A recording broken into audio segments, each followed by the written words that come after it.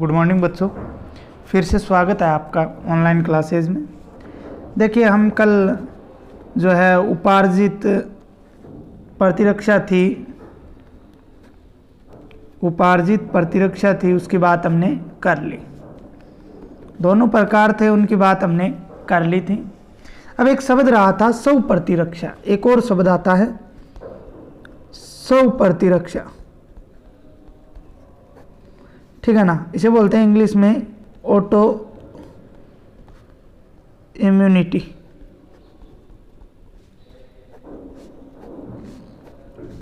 Auto immunity इसको क्या है बोला जाता है, स्व प्रतिरक्षा। देखिए स्व प्रतिरक्षा होता क्या है, जो उपार्जित प्रतिरक्षा है उसमें जो कोशिकाएं हैं वो विजातीय जीवों के मध्य विभेद करने की क्षमता उनके अंदर पाई जाती है। क्या पाई जाती है? विजातीय जीवों के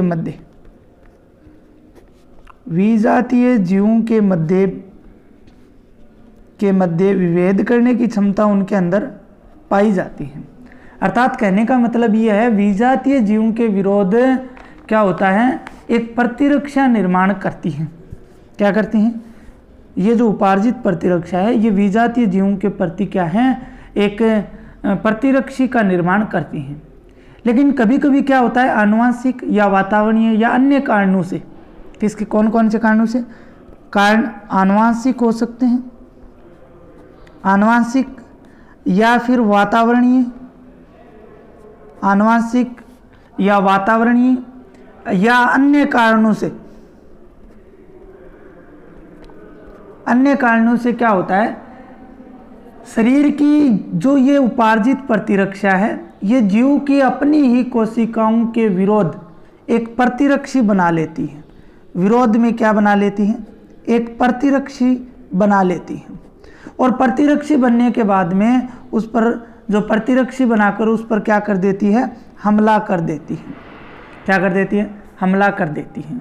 तो ऐसी प्रतिरक्षी को हम क्या बोलेंगे? ऑटो इम्यूनिटी बोलेंगे। क्या बोलेंगे? ऑटो इम्यूनिटी जो है वो बोला जाता है, स्व प्रतिरक्षा जो है वो बोला जाता है। ठीक है, स्व प्रतिरक्षा जो है इसके परिणाम स्वरूप शरीर के अंदर रोग भी हो जाते हैं। क्या हो जाते हैं? रोग। उन रोगों को बोला जाता है स्व प्रतिरक्षा रोग। स्व प्रतिरक्षा रोग क्या बोला जाता है? स्व प्रतिरक्षा रोग जो है वो उन्हें कहा जाता है। जैसे अगर हम उदाहरण की बात करें रोग के, तो एक रोग का नाम दे रखा है आपके रूमेटाइड आर्थराइटिस। रूमेटाइड आर्थराइटिस ये रोग का नाम पूछ सकता है कि स्व प्रतिरक्षा रोग के एक रोग का नाम बताइए, तो आपको रूमेटाइड आर्थराइटिस जो है वो लिखना है। तो ये क्या होती है? स्व प्रतिरक्षा होती है। कौन सी प्रतिरक्षा होती है? स्व प्रतिरक्षा जो है वो होती है। इसके बाद में आगे का जो टॉपिक है उसकी बात करते हैं। उस टॉपिक का नाम है आपके टीकाकरण। कौन सा टॉपिक है? टीकाकरण। ठीक है, इसे अगर बात करें साइंस की भाषा में तो इसे सक्रिय प्रतिरक्षीकरण कहा जाता है। क्या बोला जाता है?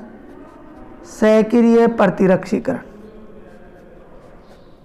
सक्रिय प्रतिरक्षीकरण इसको जो है वो बोला जाता है। और इंग्लिश में अगर हम बात करें तो वैक्सीन बोला जाता है। जैसे अभी कोरोना जो बीमारी है वायरस द्वारा होने वाली, उसकी जो वैक्सीन है वो नहीं बन पाई है, अर्थात उस पर काम जो है वो चल रहा है। सक्रिय प्रतिरक्षीकरण का कार्य जो है वो अभी जारी है। देखिए टीकाकरण क्या होता है। देखिए आपने बहुत समय पहले लोगों ने ये देखा कि जो लोग एक बार किसी बीमारी से ग्रसित होकर क्या हो जाते हैं, स्वस्थ हो जाते हैं। जैसे पोलियो, ठीक है, उससे एक बार टीका लगता है उससे स्वस्थ हो जाते हैं। इसी प्रकार और बहुत सारे चेचक का टीका है। ठीक है, ये क्या है, इनका एक बार बीमारी होने पर क्या लगता है, टीका लगता है। बाद में जीवन भर क्या है व्यक्ति जो है वो स्वस्थ रहता है। तो वो रोग जो है वो दोबारा, मान लीजिए कोई रोग हुआ शरीर में और रोग होने पर क्या हुआ, रोग होने पर व्यक्ति को क्या लगाया गया, टीका लगाया गया। टीका लगाने पर वह रोग जो है वो दोबारा नहीं होगा। वह रोग जो है वो क्या नहीं होगा, दोबारा जो है वो नहीं होगा। ठीक है, तो इसे क्या बोला गया? टीकाकरण प्रक्रिया बोला गया। क्या प्रक्रिया बोला गया? टीकाकरण प्रक्रिया जो है वो बोला गया। टीकाकरण की अगर हम बात करें, टीकाकरण इसको बोला गया। टीकाकरण की अगर बात करते हैं तो इस टीकाकरण में होता क्या है? मेन मुख्य बात आती है कि टीकाकरण की क्रिया में होता क्या है। देखिए, एक तो शब्द है टीकाकरण और एक होता है टीका, जिसे हम वैक्सीन बोल सकते हैं। क्या बोल सकते हैं? वैक्सीन जो है वो बोल सकते हैं। इसके अंदर होता क्या है? इसमें किसी भी अनुग्र, इसके अलावा विनाशित, या क्या बोल सकते हैं? विनाशित, या बोल सकते हैं क्षीण, ठीक है, या बोल सकते हैं निष्क्रिय, या क्या बोल सकते हैं? निष्क्रिय। अनुग्र, विनाशित, क्षीण या निष्क्रिय सूक्ष्म जीव अथवा उनके द्वारा आविषों की बहुत ही सूक्ष्म मात्रा को क्या करवाया जाता है? शरीर में प्रवेश करवाया जाता है। तो कहने का मतलब क्या है? किसी भी अनुग्र या विनाशित या क्षीण या निष्क्रिय जो आविष, जो सूक्ष्म जीव हैं, उनके द्वारा उत्पन्न जो आविष हैं, आविष को इंग्लिश में बोला जाता है टॉक्सिन। क्या बोला जाता है? टॉक्सिन की अति सूक्ष्म मात्रा को क्या है? शरीर में प्रविष्ट करवाया जाता है और उस आविष को ही क्या बोला जाता है? टीका बोला जाता है। उस आविष को क्या बोला जाता है? टीका बोला जाता है। और इस पूरी प्रोसेस को हम क्या बोल सकते हैं? टीकाकरण बोल सकते हैं। पूरी प्रोसेस को हम क्या बोल सकते हैं? टीकाकरण बोल सकते हैं। पूरी प्रोसेस को हम क्या बोल सकते हैं? टीकाकरण जो है वो बोल सकते हैं। तो भाई सूक्ष्म जीव के अंदर से निकाल कर, किसको? आविषों को निकाल कर जो टीका है वो तैयार किया जाता है और उसे शरीर के अंदर प्रवेश करवाया जाता है, जिससे वो संबंधित रोग जो है वो फिर से नहीं होता है। ठीक है, इससे शरीर की समर्थी कोशिकाओं की जो विशिष्ट जनसंख्या है उसका निर्माण होता है। समर्थी कोशिकाओं की क्या है? समर्थी कोशिकाओं की जो विशिष्ट जनसंख्या है, कि क्या है? विशिष्ट जनसंख्या है, उनका क्या है? निर्माण होता है। और ये समर्थी कोशिकाएं क्या है? तेजी से संख्या में बढ़ती हैं। तेजी से संख्या में क्या होती हैं? बढ़ती हैं। तेजी से संख्या में बढ़ती हैं। इसके अलावा अगर हम बात करें तो तेजी से बढ़ने के कारण जो रोग फैलाने वाले कारक होते हैं उनका ये विरोध करती हैं, और विरोध करने के कारण जो रोग है वो नहीं हो पाता है। रोग है वो नहीं हो पाता है। रोग जो है वो नहीं हो पाता है। तो टीकाकरण का मतलब कई बार क्वेश्चन पूछ लिया जाता है, तो ये टीकाकरण आपको याद रखना है। कुछ महत्वपूर्ण बातें बात कर लेते हैं टीकाकरण की। टीकाकरण की बात करते हैं तो सर्वप्रथम जो है एक वैज्ञानिक था जिसका नाम था एडवर्ड जेनर। क्या नाम है वैज्ञानिक का? Edward Jenner.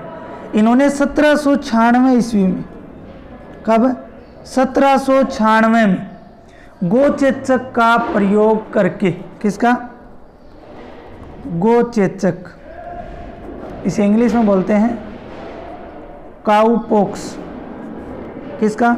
काउपॉक्स का प्रयोग करके पहली बार का प्रयोग करके इन्होंने क्या है? पहली बार एक बच्चा था जिसका नाम था जेम्स फिप्स। जेम्स फिप्स नामक बालक है, उसको इन्होंने चेचक का टीका लगाया था। बालक का क्या नाम है? James Phipps. किसने लगाया था? एडवर्ड जेनर ने। किसका प्रयोग करके? गो चेचक का प्रयोग करके किसका टीका लगाया था? चेचक का टीका इन्होंने सर्वप्रथम लगाया था। और इस उल्लेखनीय योगदान के लिए इस एडवर्ड जेनर को ही क्या कहा जाता है? टीकाकरण का जनक कहा जाता है। टीकाकरण का क्या कहा जाता है? जनक कहा जाता है। टीकाकरण का क्या कहा जाता है? जनक कहा जाता है। तो ये हो गया टीकाकरण की परिभाषा और इसके बारे में थोड़ा सा जानकारी कि सर्वप्रथम टीकाकरण का प्रयोग किस वैज्ञानिक ने किया था, तो वो एडवर्ड जेनर ने किया था। इसके बाद में हम जो बातें पढ़ेंगे वो हैं टीके के प्रकार क्या है? टीके के प्रकार अर्थात types of vaccine. Types of vaccine, टीके के प्रकारों की हम बात करते हैं। तो देखिए टीके, निम्न प्रकार के टीके आपके दे रखे हैं। टोटल जो हैं वो दे रखे हैं 5 प्रकार। कितने प्रकार के टीके दे रखे हैं? 5 प्रकार के टीके जो हैं वो दे रखे हैं। 5 प्रकार के टीके दे रखे हैं और बाद में आपका ये चैप्टर जो है वो कंप्लीट हो जाएगा। 5 प्रकार टीकों के कौन कौन से हैं?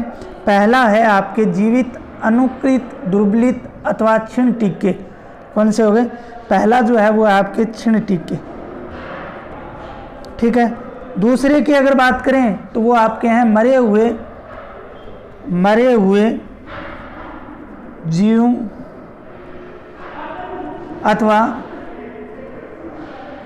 अथवा निष्क्रिय जीव टीके। निष्क्रिय जीव टीके। 3 नंबर अगर हम बात करें तो आविष टीके। कौन से टीके? आविष टीके। 4 नंबर अगर हम बात करें तो हैं इकाई टीके या इकाई एवं संयुग्मी टीके। और 5 नंबर जो है आपके लास्ट वो है अभियांत्रिकी, इंजीनियर्ड वैक्सीन, अभियांत्रिकी टीके।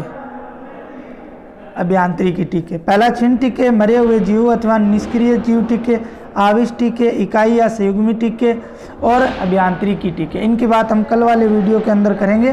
कल आपका ये जो चैप्टर है वो कंप्लीट हो जाएगा। 39 नंबर चैप्टर है वो क्या हो जाएगा? कंप्लीट हो जाएगा।